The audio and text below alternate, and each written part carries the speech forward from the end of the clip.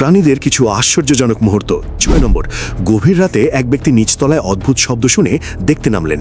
সিঁড়ির শেষ ধাপে এসে তিনি জমে গেলেন। তার বাড়ির ভেতরে একটা সিংহ দাঁড়িয়ে আছে। ধীরে ধীরে ঘুরে দাঁড়াতেই দেখলেন পেছনেও আর একটা সিংহ।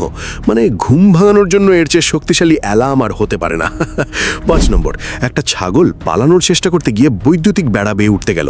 সঙ্গে সঙ্গে শক খেলো, কিন্তু থামেনি। পেছনে টানতে থাকা ভারী জিনিসটা টেনেই শেষ পর্যন্ত নিজেকে ছাড়িয়ে ফেলল। ব্যথা পেলেও মিশন কমপ্লিট। 4 নম্বর, একটা সিংহী শান্তভাবে পানি খাচ্ছিল। ঠিক তখন পেছন থেকে একটা পুরুষ সিংহ এগিয়ে এলো। ক্লিয়ারলি ইমপ্রেস করার চেষ্টা করছে, কিন্তু সিনে টুইস্ট ছিল। কিছু দূরে দাঁড়িয়ে ছিল আরেকটা সিংহী, তার আসল সঙ্গী। মানে প্রকৃতিতেও রিলেশনশিপ ড্রামা কম না। 3 নম্বর, একজন কৃষক নিজের কাজ করতে যাচ্ছিলেন। এমন সময় তার একটা ষাঁড় হঠাৎ নিয়ন্ত্রণ হারিয়ে ফেলে।